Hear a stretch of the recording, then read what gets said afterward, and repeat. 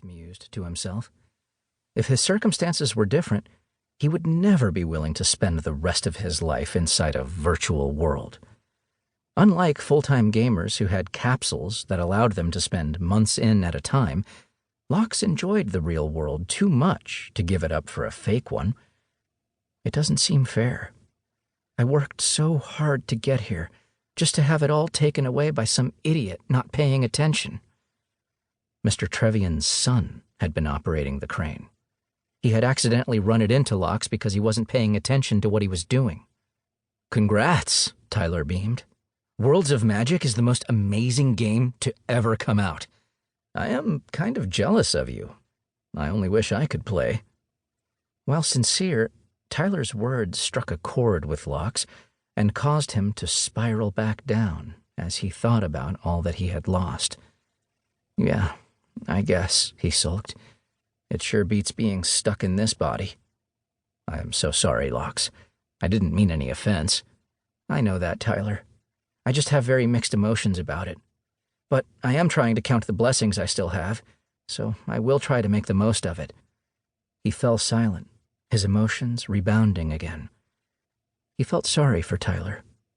He knew that he hadn't been one of his easiest patients to care for, with his emotions continually bouncing all over the place. But who could blame him? He was just out of college with a degree in mechanical engineering and had a bright future ahead of him. "I cannot thank you enough for all you have done for me, Tyler. I know I have been difficult to be around, but you have helped me to pull through this." He put his thoughts to word. It is no problem, man. You had a tough hand dealt to you this last year. Most people don't handle it as well as you have. Trust me, I would know." Tyler chuckled. Locke grunted. "If you say so. Anyways, they sent me a checklist I should get to work on. Anything I can help with?" "Not really. Most of the stuff I have to do are things I have already dealt with or don't apply to me." Financially, he had no debt. The money he had received had covered any obligations he had and left him with plenty of money in his bank account.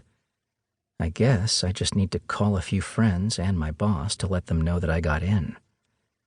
He mentally ran through the checklist they provided. Indeed, the only phone call that mattered was the one to his boss. He had few people he truly called friends. Those friends he did reach out to all promised to try and find him in-game. "Call Trevian," he said aloud. Before long, he heard Trevian pick up. "Hello, Mr. Stellicus." Trevian's gruff voice greeted him. "What can I do for you today?" "I was just calling to let you know that I got accepted into the Second Chance program." "That is great news," he said excitedly. "When do you leave?" "Just as soon as I finish tying up my affairs." "Can I do anything to help you get ready?" He knew Trevian still felt guilty over the accident, but he didn't want to take advantage of that guilt too much. "Actually, I could use some advice on what to do with my house." A week later, he was ready to go.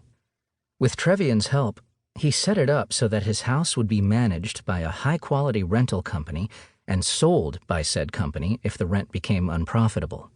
They would also handle the aspects of moving his things out of the house and donating anything of value to various charity organizations. He had been keeping NUF informed on his progress, and all he had to do now was call them to come pick him up to begin the journey to his new life. His final bit of business was working with NUF, facilitating the transfer of all his assets to his parents. They were a hard-working couple in Montana and would have greater use for the money than he would ever have.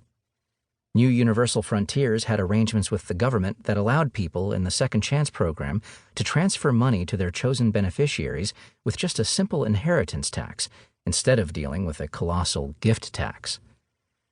Locke had called his parents to tell them about his sending his money to them. They weren't super thrilled about what they saw as him giving up on the real world, but they had promised to come visit him when they got a chance. He knew that while they might disagree about the whole philosophical debate around him living out his life in a virtual space, that they would still come to visit him. They were just heading into harvest, though, and told him that it would at least be a few months before they could get the capsule to enter the game. It would be much longer for Locke, as the game had a considerable time compression factor.